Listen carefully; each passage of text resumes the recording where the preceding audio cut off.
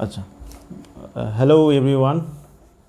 তাহলে আজ আমি তোমাদের কিছু এমসিকিউ কোশ্চেন আলোচনা করব, যা তোমাদের আগামী 8ই সেপ্টেম্বর যে তোমাদের এইচএসের থার্ড সেমিস্টার পরীক্ষা শুরু হচ্ছে, তাতে তোমাদের অনেক কিছু হেল্প হবে। তো গত ভিডিওতে আমি ইউনিট 1 সম্পর্কে বলেছিলাম, আজ আমি ইউনিট 2 সম্পর্কে serviceability, replacement or repair of engine কম্পোনেন্টের যে কোশ্চেনগুলো রয়েছে আমি আলোচনা করব। প্রথমে আমি বলে দিই যে এখানে অনেকগুলো কোশ্চেন আমি এক্সট্রা দিয়েছি শূন্যস্থান পূরণ। তো তোমাদের কিছু এমসিকিউ কোশ্চেন আসবে। তো আমি প্রথমে তোমাদের এমসিকিউ কোশ্চেনগুলো আগে আলোচনা করি, তার পরবর্তীকালে আদার্স যেগুলো কোশ্চেন সেগুলো সম্পর্কে বলবো।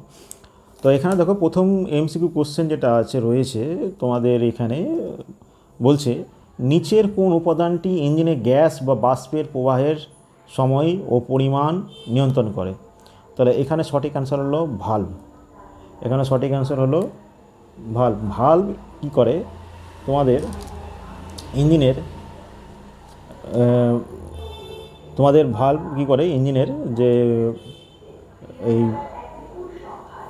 সঠিক পরিমাণ গ্যাস বা বাষ্পের প্রবাহের সময় ও পরিমাণ নিয়ন্ত্রণ করে। ভালভ দু রকম হয়, একটা হলো ইনলেট ভালভ, একটা এক্সহস্ট ভালভ। আচ্ছা, নেক্সট কোশ্চেন রয়েছে, ইঞ্জিনে ভালভ মেকানিজমে কম্প্রেশন টেস্ট করার মূল উদ্দেশ্য কী? আচ্ছা, অ্যান্সার হবে ভালভ লিকেজ পরীক্ষা করা। অ্যান্সার হবে ভালভ লিকেজ পরীক্ষা করা। আচ্ছা, যেহেতু পরীক্ষা খুব কাছাকাছি সময়, নকিং অ্যাট দ্য ডোর, তার জন্য আমি বেশি এক্সপ্লেনেশন কিছু করবো না, খালি কোশ্চেন আর অ্যান্সার সম্পর্কে বলছি, তাহলে তোমাদের তাড়াতাড়ি করে চ্যাপ্টারটা রিভাইজ করতে সুবিধা হবে। আচ্ছা, তৃতীয় নম্বর কোশ্চেন বলছে, ওভারহেড ক্যাম মেকানিজমের ক্যামশ্যাফট কোথায় স্থাপন করা হয়? সিলিন্ডার হেডে। সঠিক অ্যান্সার হবে সিলিন্ডার হেডে। রিকন্ডিশনিং এর সময় ভালভ ল্যাপিং অপারেশনের উদ্দেশ্য কী? ভালভ ও ভালভ সিটের মধ্যে সঠিক সিলিং নিশ্চিত করা। ভালভ ও ভালভ সিটের মধ্যে সঠিক সিলিং নিশ্চিত করা, এটা হলো রিকন্ডিশনিংয়ের সময় ভালভ ল্যাপিং অপারেশনের উদ্দেশ্য। আচ্ছা, কিছু কোশ্চেন আরও বলছি। পোপেট ভালভ কি? পোপেট ভালভ হলো একটি ছত্রাক আকৃতির ভালভ, যা ইঞ্জিনে গ্যাসের প্রবেশ, ইনলেট ও নির্গমন মানে হলো এক্সজস্ট নিয়ন্ত্রণ করে। এটি আইসি ইঞ্জিনে সাধারণতভাবে ব্যবহৃত হয়। নেক্সট কোশ্চেন রয়েছে, আইসি ইঞ্জিনে কয় ধরনের ভালভ ব্যবহার করা হয়? উত্তর হলো আইসি ইঞ্জিনে প্রধানত দুই ধরনের ভালভ ব্যবহার করা হয়, একটা হলো ইনলেট ভালভ আর একটা হলো exhaust valve. Inlet valve, exhaust valve. আচ্ছা, ভালভের কাজ কি? ভালভের মূল কাজ হলো গ্যাস প্রবেশ ও নির্গমনের সময় নির্ধারণ করা। এটি ইঞ্জিনের সঠিক কম্প্রেশন ও জ্বালানি দহন নিশ্চিত করে। আচ্ছা, নেক্সট কোশ্চেন হলো, ভালভের একটি কাজ সম্পর্কে ব্যাখ্যা করো। ভালভ ইঞ্জিনের সিলিন্ডারে সঠিক সময়ে খোলে ও বন্ধ হয়, যাতে ইনলেট গ্যাস প্রবেশ ও এক্সজস্ট গ্যাস নির্গমন সঠিকভাবে হয়। এর ফলে ইঞ্জিন সুষ্ঠুভাবে কাজ করে। নেক্সট কোশ্চেন হলো, ভালভ সিট অ্যাঙ্গেল কি ও এটি কেন প্রয়োজন? ভালভ সিট অ্যাঙ্গেল হলো ভালভ ও সিটের মধ্যে নির্দিষ্ট কোণ, যা সাধারণত 30 ডিগ্রি বা 45 ডিগ্রি হয়ে থাকে। এটি প্রয়োজন হয় যাতে ভালভ ও সিটের মধ্যে সঠিক সিলিং হয় এবং কম্প্রেশন লস না হয়। আচ্ছা, নেক্সট কোশ্চেন হলো, কোন অংশে ভালভের খোলা ও বন্ধ হওয়া নিয়ন্ত্রণ করে? কোন অংশ ভালভের খোলা ও বন্ধ হওয়া নিয়ন্ত্রণ করে? ভালভের খোলা ও বন্ধ হওয়া নিয়ন্ত্রণ করে ক্যামশ্যাফট। এটি নির্দিষ্ট সময়ে ভালভ ওপেন ও ক্লোজ করে। নেক্সট কোশ্চেন হলো, ভালভ সিট গ্রাইন্ডিং এর জন্য কোন কোন যন্ত্রপাতির প্রয়োজন? ভালভ সিট গ্রাইন্ডিংয়ের জন্য প্রয়োজন valve seat grinder, pilot rod, grinding stone, handle বা রেঞ্জ, গ্রাইন্ডিং পেস্ট বা ইমেরি পেপার আর ল্যাপিং স্টিক। আচ্ছা, নেক্সট হলো session number 2, inspection and replacement of piston ring. আচ্ছা, এতেও আমি খালি এমসিকিউ কোশ্চেনগুলো প্রথমে বলছি। আচ্ছা, ইন্টারনাল কম্বাসন ইঞ্জিনে পিস্টন রিংয়ের মূল কাজ কি? সঠিক উত্তর হলো কম্বাসন চেম্বার সিল এবং গ্যাস লিকেজ রোধ করা। নিচের কোন ধরনের পিস্টন রিং সিলিন্ডার লাইনারে তেল সরবরাহ নিয়ন্ত্রণ করে? অপশান নাম্বার হলো, সঠিক অ্যান্সার হলো অয়েল রিং। আচ্ছা, ইঞ্জিনে পিস্টন রিং ক্ষয়ের প্রধান কারণ কি? ইঞ্জিন সাইকেল চলাকালীন সিলিন্ডারে বোরে চলাচল। আচ্ছা, পিস্টন রিংয়ের এন্ড গ্যাপ পরীক্ষা করার উদ্দেশ্য কী? সঠিক অ্যান্সার হলো পিস্টন রিং এর সঠিক অ্যালাইনমেন্ট নিশ্চিত করা, সঠিক অ্যালাইনমেন্ট নিশ্চিত করা। আচ্ছা, নিচের প্রশ্নগুলি কিছু উত্তর দাও। পিস্টনের কয় ধরনের রিং ব্যবহার করা হয়? অ্যান্সার হলো পিস্টনের 2 ধরনের রিং হয়, একটা হলো কম্প্রেশন রিং, দ্বিতীয় নম্বর হলো অয়েল কন্ট্রোল রিং। সিলিন্ডার বোর্ডে কতটা ক্লিয়ারেন্স রাখা হয়? সিলিন্ডার বোর্ডে সাধারণত মনে রাখবে প্রায় 0.03 থেকে 0.08 মিলিমিটার পর্যন্ত ক্লিয়ারেন্স রাখা হয়, যাতে পিস্টন এবং রিং সহজে চলাচল করতে পারে এবং একে অপরের সাথে ঘর্ষণ না হয়। তৃতীয় নম্বর কোশ্চেন বলছে কম্প্রেশন রিংয়ের কাজ কি? কম্প্রেশন রিংয়ের কাজ হলো দহন চেম্বারে গ্যাসকে সিল করে রাখা এবং কম্প্রেশন ও পাওয়ার স্ট্রোকের সময় গ্যাসকে নিচে যেতে না দেওয়া, হিট ট্রান্সফার করে পিস্টনকে ঠান্ডা রাখতে সাহায্য করা। আচ্ছা, নেক্সট কোশ্চেন হলো অয়েল কন্ট্রোল রিংয়ের কাজ কি? অয়েল কন্ট্রোল রিংয়ের কাজ হলো সিলিন্ডার ওয়ালে থাকা অতিরিক্ত তেল স্ক্র্যাপ করে ফেলা, প্রয়োজন অনুযায়ী তেল সরবরাহ নিয়ন্ত্রণ করা, পিস্টনের নিচে তেল জমতে না দেওয়া।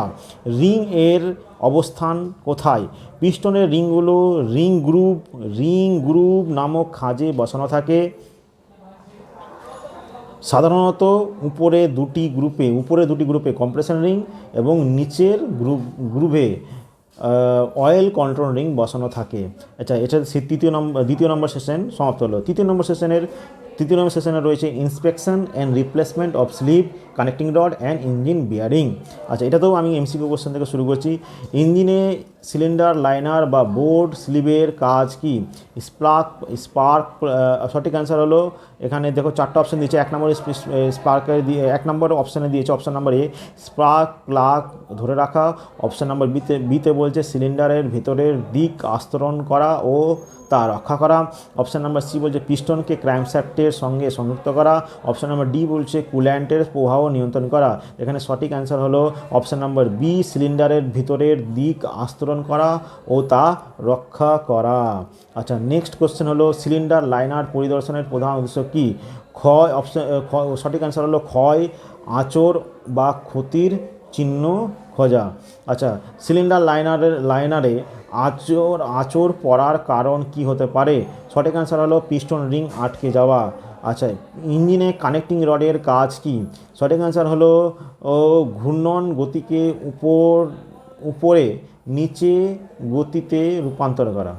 আচ্ছা, কানেক্টিং রডের কাজ কিন্তু যেহেতু একটা পিস্টন থাকে, এখানে দেখো সিলিন্ডার আছে, সিলিন্ডারের মধ্যে এখানে পিস্টন থাকে, পিস্টনের সাথে যুক্ত থাকে কানেক্টিং রড।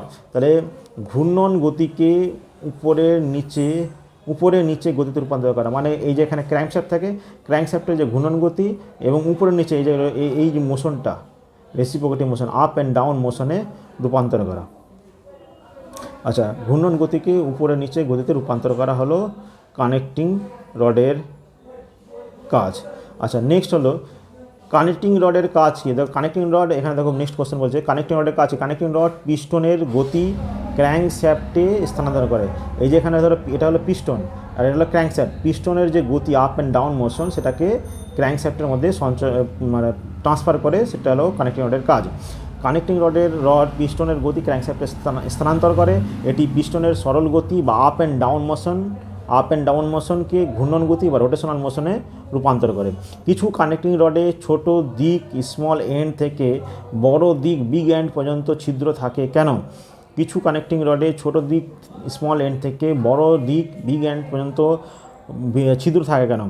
এই ছিদ্রের মাধ্যমে লুব্রিকেন্ট বা ইঞ্জিন অয়েল ছোট দিক থেকে বড় দিক পর্যন্ত পৌঁছায়, যাতে বেয়ারিং ভালোভাবে লুব্রিকেটেড থাকে এবং ক্ষয় কম হয়। কানেক্টিং রডের ছোট দিকের সাথে কোন পার্ট যুক্ত থাকে?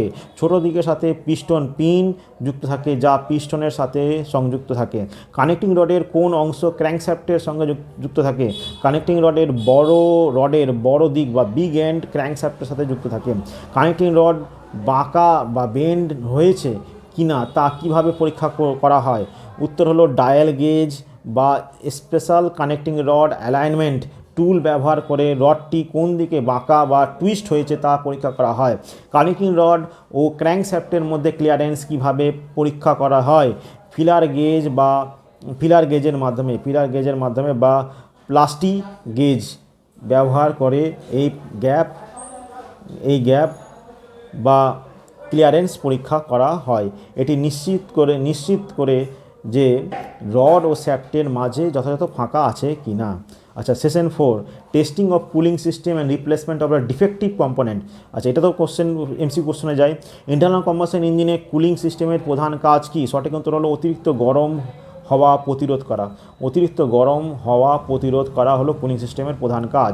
ইন্টারনাল কম্বাসন ইঞ্জিনের কোন স্ট্রোকে সাধারণত সর্বোচ্চ তাপমাত্রা পৌঁছায়? সঠিক উত্তর হলো পাওয়ার স্ট্রোকের সময় সর্বোচ্চ তাপমাত্রা পৌঁছায়। ইঞ্জিনের তাপমাত্রা বেশি হলে একটি সম্ভাব্য পরিমাণ কী হতে পারে? ইঞ্জিনের তাপমাত্রা বেশি হলে একটি সম্ভাব্য পরিমাণ কী হতে পারে?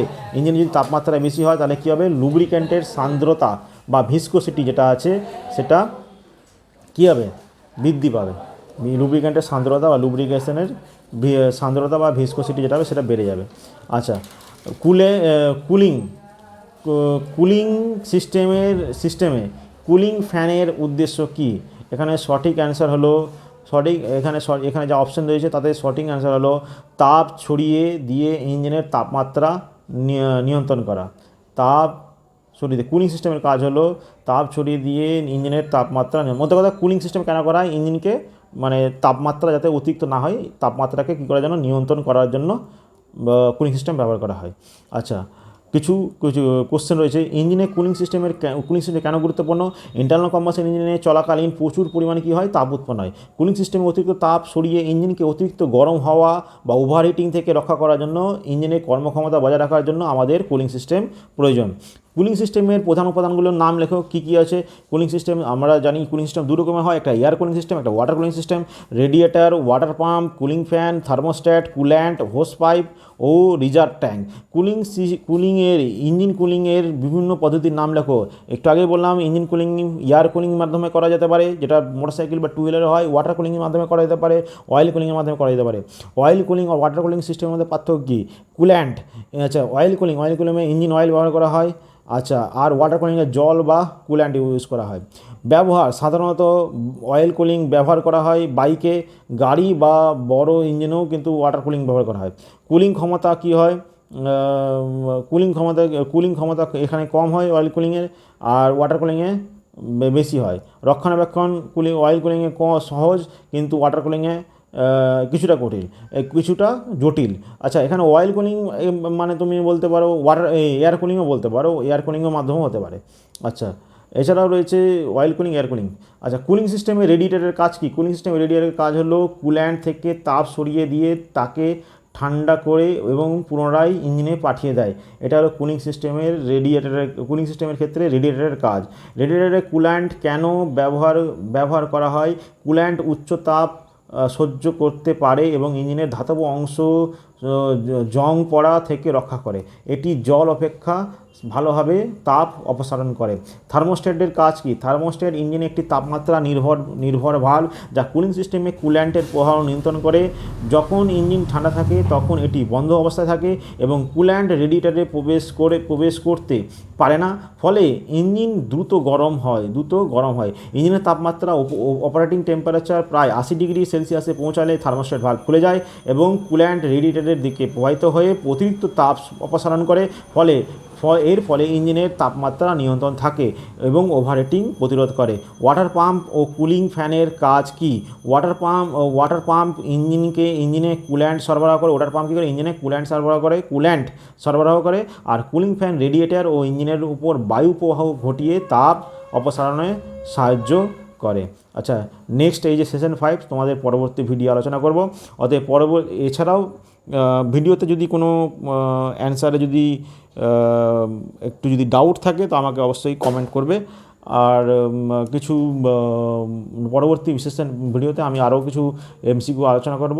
তো তোমাদের পরবর্তী ভিডিওর জন্য আপডেট পাওয়ার জন্য অবশ্যই চ্যানেলটিকে লাইক এবং সাবস্ক্রাইব অবশ্যই করবে।